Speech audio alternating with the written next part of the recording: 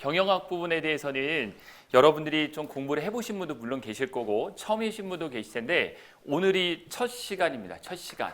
항상 첫 단추를 잘 껴야 되는 것처럼 처음이 무조건 중요한 건 다 아실 거예요. 그래서 오늘 전반적인 경영에 대한 이해 부분을 쭉 나갈 거고요. 그래서 아마 오늘 여러분들이 수업을 들으시면은 경영학에 대해서 대략적인 감을 잡으실 거고, 그리고 오늘 기출 문제도 한번 풀어보도록 하겠습니다. 어떤 식으로 시험 문제가 출제가 되는지까지 한번 오늘 풀어보는 그런 시간을 갖도록 할 거고요. 혹시 경영학과를 나오셨거나 아니면 경영학 공부를 좀 해보신 분 계신가요? 손 한번 들어주실까요? 다 처음은 아니실 거 아니에요? 말하기 싫으신 분 계신가요 혹시? 별로 대답하기 싫다라고 하시는 분 대부분이시겠죠?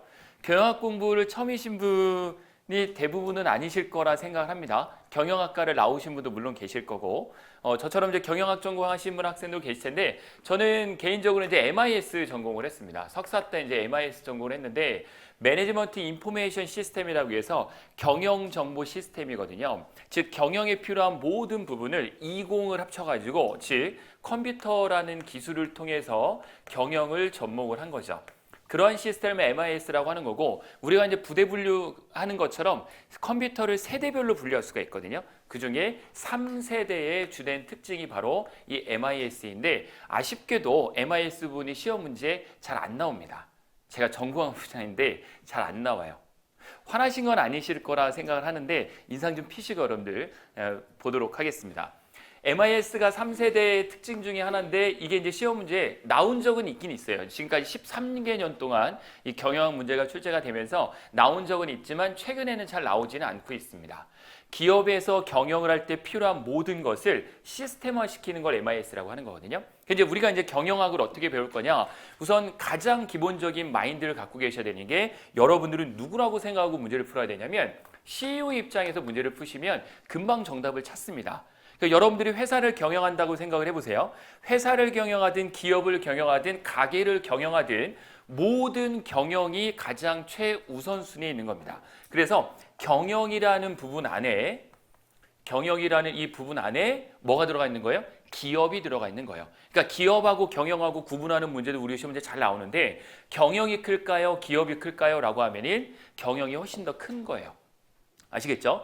경영이라는 거 안에 기업이 존재한다고요. 그럼 여러분들 꼭 기업만이 경영을 하는 건 아니잖아요. 학교도 경영이라고 하잖아요. 그렇죠? 이런 조그마한 음식점을 해도 식당도 경영을 한다고 하죠. 경영이란 바운드리 안에 기업이 들어가는 거고, 그 이외에 뭐 가게라든지 여러 가지가 들어가는 거죠. 그래서 여러분들이 앞으로 문제를 풀 때는 CEO의 입장에서 문제를 풀면 금방 정답을 찾을 수 있습니다. CEO가 뭔지 아시죠? 최고 경영자를 의미하는 거고, 자, 내가 어떤 사업을 시작을 한다라고 할 때 기업을 운영할 수도 있고 가게를 운영할 수도 있고 학교를 운영할 수도 있어요. 그때 제일 첫 번째 있어야 되는 게 바로 뭘까요? 나 혼자 운영할 수 있을까요? 사람이 필요하겠죠. 사람이 필요한 거, 바로 그래서 인적 자원이 필요한 거죠. 우리 시험 문제에 아주 비중이 높은 겁니다. 그럼 사람을 그냥 쓸까요? 돈을 주고 써야 되죠. 우리 시험 문제에 나왔던 것 중에 보상에 관련된 부분이 출제가 되는 거죠. 인적 자원에서 가장 크게 두 가지로 구분한다면, 사람을 부렸을 때 주는 게 임금이라고 합니다. 임금. 결국은 월급이 되겠죠. 월급은 모든 사람이 동일해야 될까요? 달라야 될까요? 달라야 돼요. 그렇죠? 달라야 돼요. 그러면 여러분 보세요. 월급만 받을까요? 월급 이외에 추가적인 상여금을 받을까요? 이걸 우리가 이제 보상을 해준다라고 하는데, 인센티브를 의미하는 거라고 생각하시면 돼요. 인센티브. 그러니까 보상은 그러면 같아야 될까요? 달라야 될까요? 잘 생각해 보세요. 보상은 같아야 될까요? 달라야 될까요? 달라야 될까요? 달라야 될까요? 보상이? 그럼 예를 들어서 A라는 사람이 있고 B라는 사람이 있는데, A가 목표액 100억을 달성했을 때 인센티브로 1억을 주고, B가 목표액 100억을 달성했을 때 1000만 원을 주면 이 사람이 일 열심히 하겠습니까? 안 하겠죠? 목표액이 동일한 시점에서는 보상은 동일하게 줘야 되는 거예요. 그러니까 보상, 인센티브는 사람마다 다르면 안 됩니다. 무슨 의미인지 이해되시죠? 이게 가장 중요한 부분이 인적 자원에 대한 부분이에요. 다시 한번 말씀드리자면, 임금은 아까 얘기한 대로 여러분 다 달라야 돼요. 사람마다 달라야 됩니다. 우리 연봉 협상할 때 류현진 선수가 얼마 전에 그 시간당으로 계산해 보니까 시간당 280만 원 정도의 페이를 받습니다. 일을 안 해도 연봉으로. 그 류현진 선수하고 다른 야구 선수들하고 임금은 다를 거 아니에요. 임금은 달라야 돼요. 하지만 보상받는 상여금이나 인센티브는 어떻게 돼요? 같아야 된다는 거죠. 무슨 의미인지 아시겠죠? 오해를 하시면 안 돼요. 그래서 사람이 필요하겠죠. 사람만 필요할까요? 사람만 필요하고 두 번째 뭐가 필요할까요?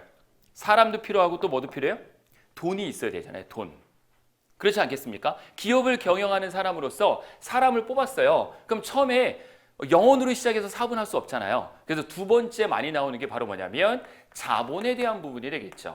자본금을 투자한 사람을 우리가 뭐라고 부르죠? 주주라고 부릅니다. 주주. 왜요? 회사를 만든 CEO가 돈이 많이 없기 때문에 이 주주들로부터 돈을 걷어들인단 말이죠. 그래서 이 자본이 필요하다라는 거죠.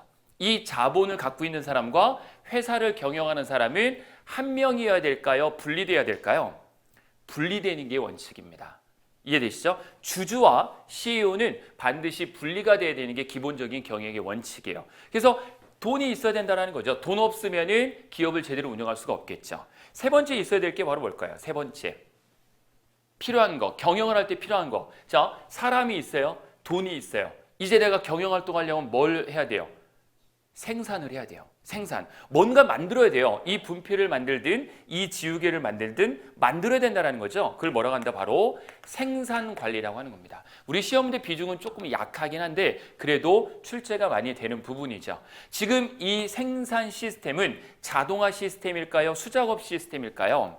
자동화 시스템이 되겠죠. 그러한 이론들을 배우는 거예요. 대표적으로 많이 나오는 게 포드 시스템이라고 하는 건데 포드 시스템은 여러분 자동차 회사 중에 포드라고 들어보셨죠? 네, 여러분 다 한 대씩 집에 있으신 자동차이시죠? 포드 자동차는 누가 만든 걸까요? 포드가 만든 거예요. 포드라는 사람이 포드 자동차를 만들었는데 왜 이 미국 차인 포드 시스템이 활성화가 많이 되느냐? 예전에는 자동차를 전부 일일이 손으로 만들었단 말이죠. 근데 이 포드 시스템이 도입함으로써 사람이 손으로 만드는 게 아니라 자동 생산 라인으로 만들었다는 거죠. 그 최초의 시스템이 바로 포드 시스템이에요. 이러한 생산 시스템에 대해서 계속적으로 이론화시킨 것들, 이거 조금 이론을 공부를 하셔야 돼요. 그게 바로 생산입니다. 자, 그럼 자동차를 만들든 이런 분필을 만들었어요. 그 다음 네 번째 어떻게 될까요? 이거를 그렇죠. 판매해야 되죠. 누구한테요? 고객에게 판매를 해야 되겠죠. 그래서 마케팅이 필요하다는 거죠.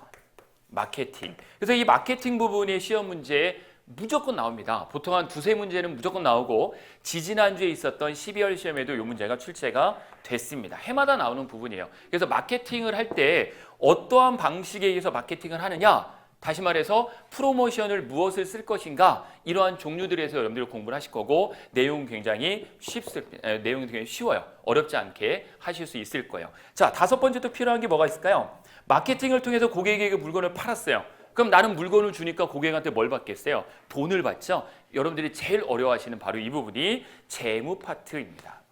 재무.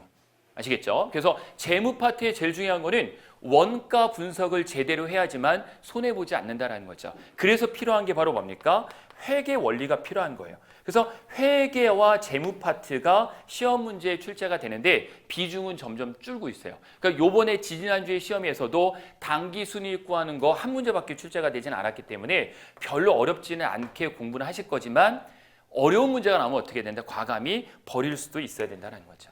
과감히. 왜냐하면 이것만 2년간 공부하는 학생들도 많이 있을 거 아니에요. 보통 전문대학의 보통 회계학과나 이런 과에서 2년간 공부하는 거예요. 혹시 여러분들 중에 ERP 회계 파트라든지 아니면 전산 회계라든지 이런 라이센스가 있는 분들 분명히 계실 거예요. 그런 분들은 아마 저보다도 이 부분을 더 잘할 수도 있어요. 그래서 이 파트에 대해서는 우리 기출문제에 나왔던 내용을 분석해 보면 정말 쉽습니다. 정말 어렵지가 않아요. 그래서 이것 때문에 대부분의 분들이 경영이 어렵다라고 이야기를 하시는데 별로 어렵지 않게 수업을 할 거니까 충분히 따라갈 수 있습니다. 기출문제를 어떻게 풀어야 되는지 요령을 말씀을 드릴 거예요. 그래서 이 전반적인 부분을 바로 학자들이 이론화시킨 내용을 우리 시험 문제에 출제가 된다는 거고, 그러니까 우리 시험 문제에서는 총론 위주로 출제가 됩니까? 맞습니다. 총론 위주로 출제가 돼요. 그래서 우리가 보통 경영학 개론이라는 과목이지만 실제로는 개론보다도 경영학 원론이라는 게 있어요. 그 부분 위주로 많이 출제가 되고 있거든요. 그래서 그런 내용들을 우리가 한번 고민을 해볼 거다라는 거죠.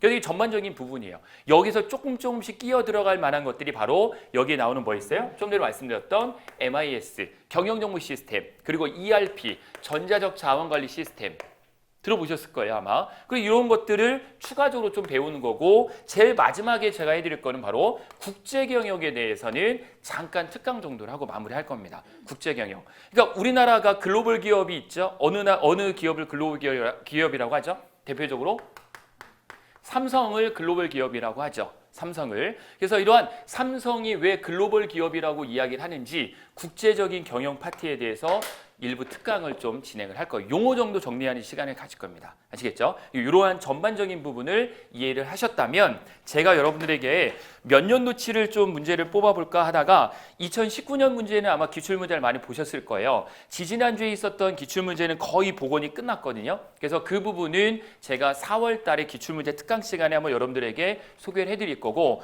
오늘은 제가 하나를 좀 복사를 했습니다. 2018년도 거의 기출문제인데 20분 동안에 여러분들이 2018년 기출문제를 풀어보겠습니다. 그리고 과연 몇 개 맞으시는지를 확인을 해서 어떻게 문제 유형이 나오는지 알고 한번 진행을 해보도록 하겠습니다.